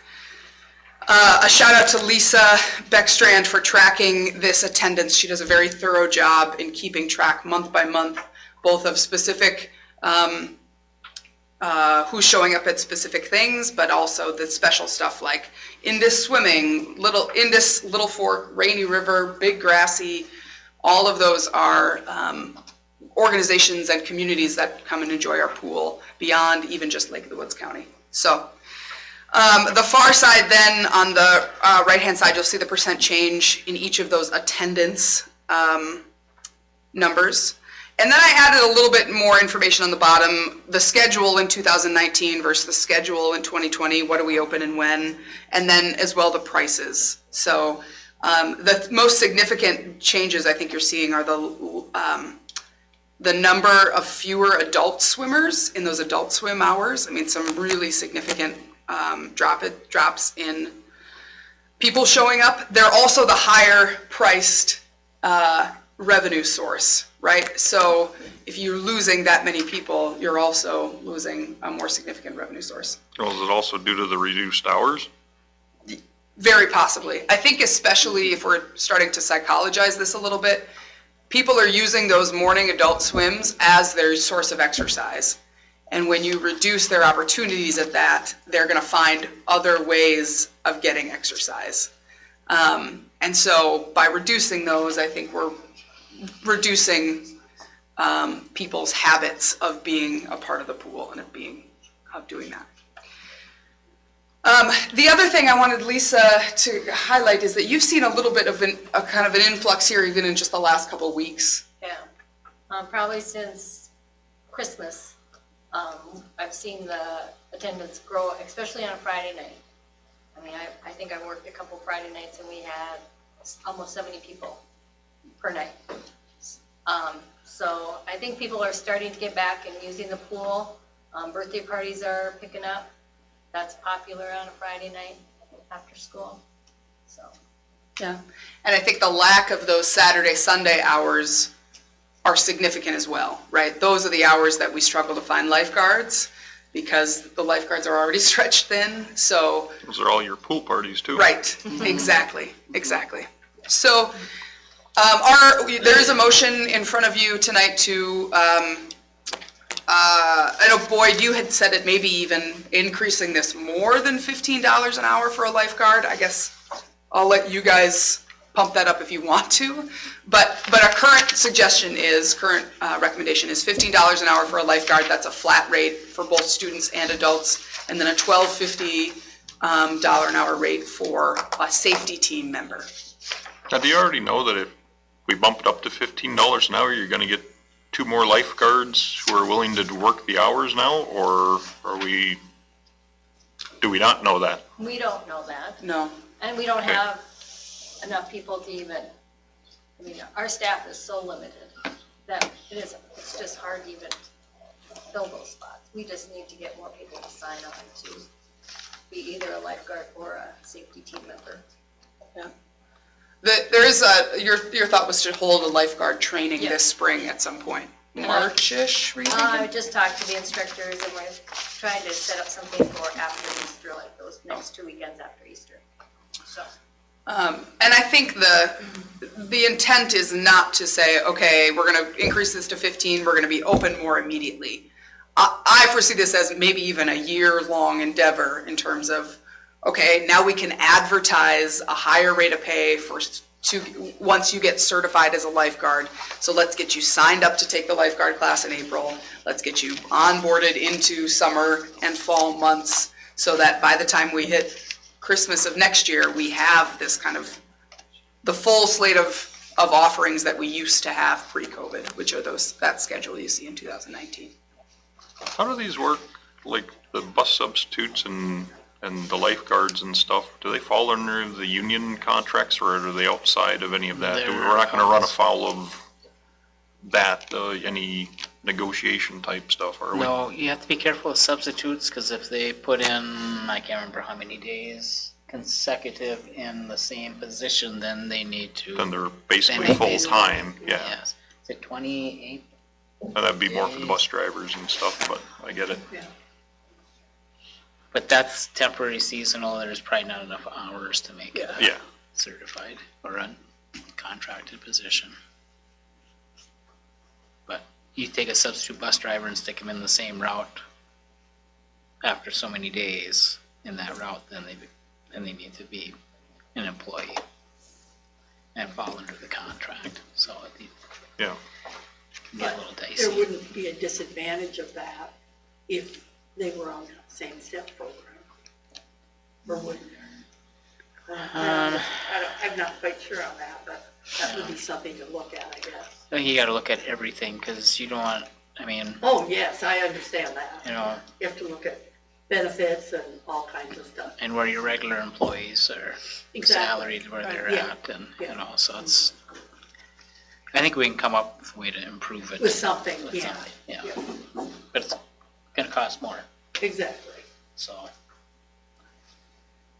Does the lifeguard salary, does that fall under the pool, the taxation part of it and everything? That's part of the Okay. Fund 4 community, so the increased expenses would be reflected in the levy. In the levy, eventually, as that cycles through, so that would be part of what we submit to the state for pool expenses. And how does this increase affect, like, what we currently spend now? Where does that, can we cover it? We must be spent, I mean, our pool Yeah. hours are open like half as much as they were in 2019. Yeah. Well, we when must you- be spending less right now. Yeah. Well, spending I mean, On salaries I'm anyways. thinking the salary is a very small Yes. portion of Yes. the pool. I mean, Yes. it's the operating it, so Yes. if you're gonna have this hole full of water heated and everything, you may as well have people using it, so, yeah, let's get some lifeguards in there. Yeah. And whatever we need to do that. That's kind of my question, is what is right now we're proposing an increase of $2.50. Yeah, I think that's a start, but I think you guys should also look at kind of a longevity type thing too. Because in that email, I don't know how many people got that one, but I think everybody did. But you've got, and lifeguards are historically low pay, but it's a cool job. So when there's a surplus of people who are doing it, then yeah, you can kind of get away with that. But the amount of responsibility that they have is pretty phenomenal. So yeah, so somebody who's a very experienced lifeguard or something like that, we should maybe look at something more than $15 an hour, and then maybe we can keep them and get them, or give them an incentive to stay. And yeah, you've suggested that in terms of, there are a couple of those lifeguards, like a Sunny Doro, who's been around for a long time, is a kind of the backbone of that staff in a way that you can count on her. And how do we value folks like her over the course of time so that we can get her to stay, so that she continues, because this is also, like you said, a position where we're going to have high schoolers in that position, which I think it's a great job to train high schoolers, to have them be involved. But you also want some seasoned staff to be able to mentor and supervise in some informal ways. The other one that would be nice too, like my daughter Rachel is a lifeguard, and she's going to school in Moorhead, so she comes back every once in a while, and it's like if they know they're coming back, and especially if you have that incentive to get them some hours in on a weekend, maybe that's a possibility too, to get some of the kids who are gone to college now. Yeah, that might be something we do, is email, hey, we have upped the pay now to $15 an hour. Do you want to, when you're here for Easter, stop in, do a shift for us? So we've got Is she this coming back for Easter? Yeah. Put her on the schedule. Sure she is. She's, Spring break. Yeah. So, I mean, we've got this one on the docket right now, but I would suggest you guys kind of look into it. Either maybe, I'm sure some committee this would fall under some committee, so maybe look into it a bit more that way, or plan. Great. Are you saying we've got it on the agenda tonight to approve the staffing proposal? If we And the increase. And the increase. If we don't, does that throw a wrench in your plans if we defer it until February just to see, or are we? I'd say pass it right now, but then continue on with a more overall plan. I mean, this is kind of a stopgap measure as far as I can tell. Yeah. You're asking about if we defer to find more information. I think the current model is troubling, and not troubling in that, but you guys are stretched thin. Oh, yeah. And so, but I think stretched thin in a way that they could manage through April or May until we try and find some more lifeguards. But I am hesitant to, I think our next step is closing even more sessions, which to me, there's a little bit of a kind of downward spiral. If we continue to close sessions, then people use it less, which means they don't, And the hours you're looking at, I mean, literally you're talking about hundreds of dollars. Yeah, right. It's not huge. That it's, I mean, in the realm of the pool, it'll get you some lifeguards or stand you the chance and open more hours, we should do it. To Boyd's point, we are always paying for that pool, regardless of if it's in use or not. So I just think we got to try and be a little bit proactive. And like you said, it is a stopgap for the moment, but be proactive about trying to generate business and enthusiasm about it. Well, and I think having it open more and more opportunity for employment might encourage some people to take the class. Yeah. Right. So you have to start somewhere. Yep. They have more hours available to work, Exactly. which means that it's Quite honestly, I didn't realize the lifeguards were paid that little. Well, and we're not that low. I mean, you asked, we did that at some point. Roseau, I mean. Warroad only pays theirs like 10 an hour. They must have a lot of. It's very common to not pay, because it is this dichotomy of, it's not the most exciting job in the world, but it also holds a high level of responsibility. So it's this weird limbo about, it's also managing kids and, you know, all that stuff, so. So I would recommend considering the proposal as is, and we can look at a graduated increase for experience, and Yep. that can be down the road separately to take care of the people that have been there for a while. And good information, and thank you for the revenue. Yeah, sure. Not that I wanted to increase it or anything, I just felt No, like it's you great. did that it's like, it's one of those things that, you know, we're not really looking to pay for it necessarily. Yep, yep. Thank you. All right, anything else? For the sake of time, keep going. All right, buildings and grounds, so, let's see, See a document that's going. Fire alarm stuff. I'm seeing that, the same vendor.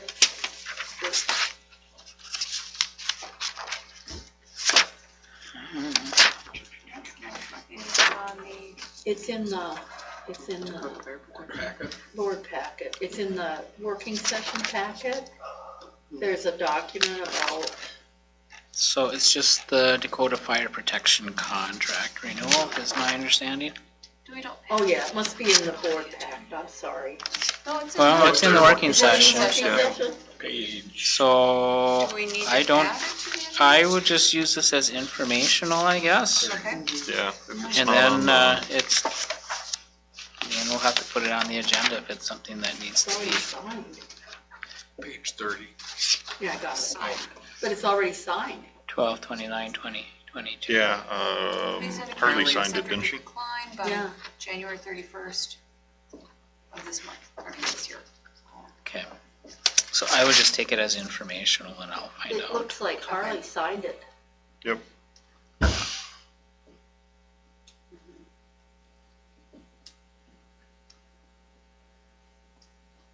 Because it's for 2023.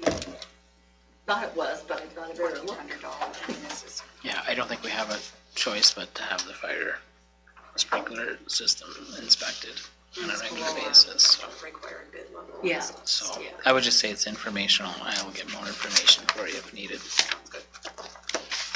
Okay, food service, Jill and Jill. I just want to point out, Sheena already referred to the $6,000 grant to Farm to School. The really cool thing about it is it encourages you to, or you're required to, I don't know what the proper word is, to seek out farmers in your state and then buy from them. So Jackie found, and she was telling me that you can't just like pick a farmer and then they get to provide, they have to be certified, and there's, you know, of course, regulations. So the ones she found were, she found a beef farmer in Badger that we're gonna be able to use those funds for, and then a wild rice company in Black Duck.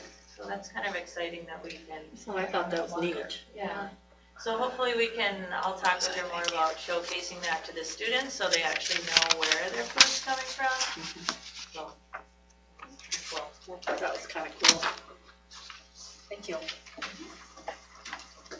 Okay, anything else on the session? Transportation is already covered, so that will adjourn it.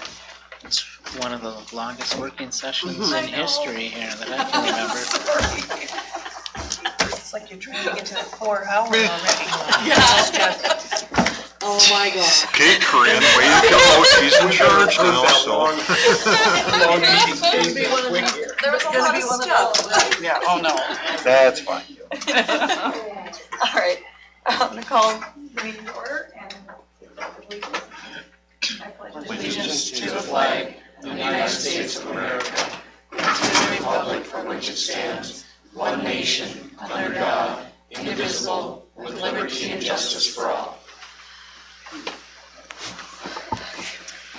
All right, looking for a motion to approve the agenda. Make the motion. Second by Lyon. Any discussion? Motion passes. No board presenters. And no written communication. Nope. On to new business. Looking for a motion to approve the December 19th, 2022 board meeting minutes, and the January 3rd, 2023 organizational meeting minutes. Make the motion. Motion by Johnson. Second by Lyon. Any discussion? Motion passes. Oh, call for vote. All in favor? Aye. All opposed? Okay, so motion passes. It's gonna be El Presidente. I had to shorten this up. All right, looking for a motion to approve invoices, financial statements, bank reconciliation, wire transfers, and purchase card statement.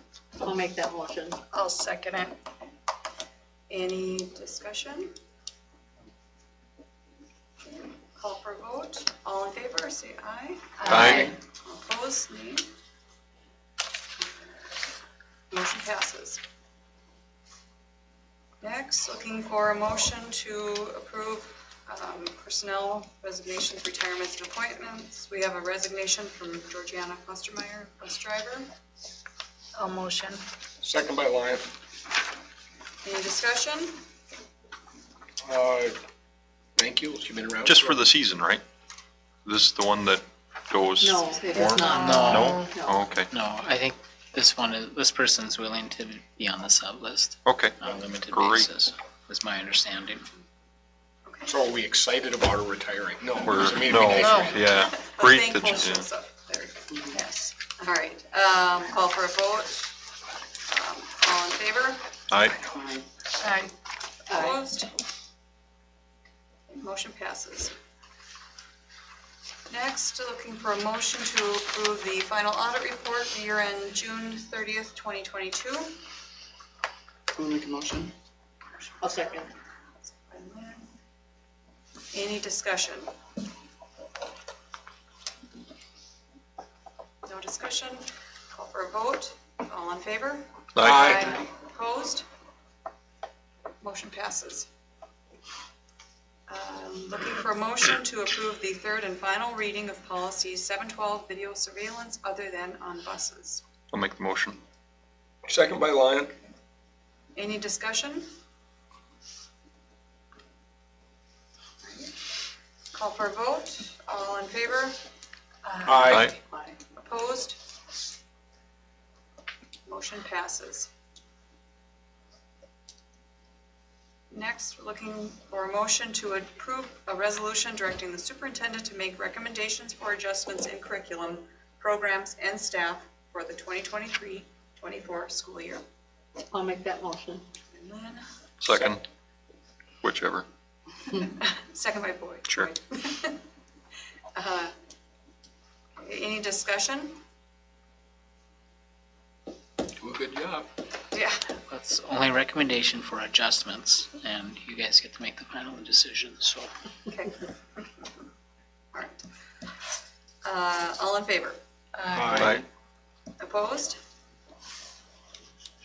Motion passes. It is kind of the grist of your job, isn't it? Right there. Making We push it in your recommendations. lap and say, good luck. All right. Looking for a motion to increase substitute rates for pool staff, including the following. And should we say, this is not just sub rates, but No. also the structure Just rates. Yeah, I itself? think it's supposed to say just rates. Just rate, this is Okay. not substitute. And then, and also the, Adjustment for the pool schedule. Yeah. Increase the pool schedule. like For the schedule. proposal itself, as The far as proposal using. itself. Yeah, we left it open-ended because I didn't know exactly where you were gonna land on actual rates. So you could say, a motion to approve the pool staffing proposal as presented. stated. As presented. Yep, okay. Because really, it's like curriculum. We don't have a say in the hours there. No. It's just a Right. question of how much we're paying the people who run that. And then Yeah, we're and going all from- of that is stated in the proposal itself. Yeah, from going from 2 lifeguards to that tier. Yep. Well, I motion it. Okay. As presented. Could the pay for? Hang on, I'll second. Okay, and now we'll open for discussion. Fire and away. just- Could the pay for the lifeguards fall under the premise of coaches and? It's under the levy, the pool levy. And a different. It's already taken care of. It's all, we're already taxed on it and paying for it. It's all under the. Community Ed Fund 4. Yep. Potential pay raise? It's also a Yeah. different fund entirely. Yep. So I think what you're alluding to is the money that Sheena was talking about, the athletic stuff. That's going to our general fund, the 01 fund, and this is coming out of the 04 fund, and they just don't cross really, unfortunately. But it's a great idea, because yes, there's money to be had and it's extracurricular, but the funds are different. All right. So we gotta, Before you vote, what is the exact wording of this? so we have a motion to adopt the pool staffing proposal that was presented. Yep. Was there a copy of that in the board material? Okay, perfect. Well, you I sent couldn't it remember. separate, didn't you? Yeah, I said it before and then I included it. Yeah. Yeah. All right, we got a motion in a second, we had some discussion, I'll call for a vote. Can we, what certified lifeguards? We could do what, 15? 15, and then safety team members 12 to 15. So do you want to include that in you're including the cost in the motion, does it need to be in there? I think Well, it's already in the Yes, it is. summary too, so, I'm not scratching it. we'll go with their proposal. yeah. Okay. Okay, Yeah, you can keep that. all right, call for a vote, all in favor? Aye. Opposed? Motion passes. Looking for a motion to set board member compensation at $120 for meetings lasting longer than 4 hours. I'll make that motion. Second. Motion is second. Any discussion? Should we have a Is this lengthy not what it discussion was about it? before? or- I got 2 hours of talk here. So this is what it's been. We just never had it was clearly stated. Yeah. Defined. Yeah. Yeah. Okay. And so it's always the question of what is it? Yeah. Okay. And It said next it's year we're been gonna that way for capture a it while, in our so, yeah. Right, organizational Yes, meeting. okay. meeting. Yeah. Should have been done there. Okay. We had a motion and a second. That was the discussion. That was the discussion.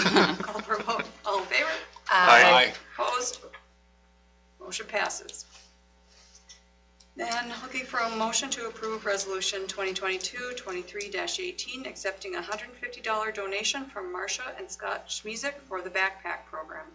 Make the motion. I'll second. Whoever, I don't I'll care. give it Carl in a second. Okay, any discussion? Thank you. Yep. Thank you. Yes, all right. All in favor? Aye. Aye. Opposed? Any other business? All right, we will adjourn at 7:59. Did you get this one? Okay. And I'm, Called her. oh, good. And I Here's called a- Mary, Make sure you're. prompting Oh, her comments, I think. okay, and that was the discussion I'd like to initiate. Maybe Right. I think we should probably, It's I not. mean, Jeff and. Because I tried to Gretchen are doing update a my nice mailing job, but address and you're like, oh, we'll just maybe pull time it we start from thinking about paying the Tracy, position. so. And I guess Yes, yes. what I feel like is we're gonna have And to cut something to put a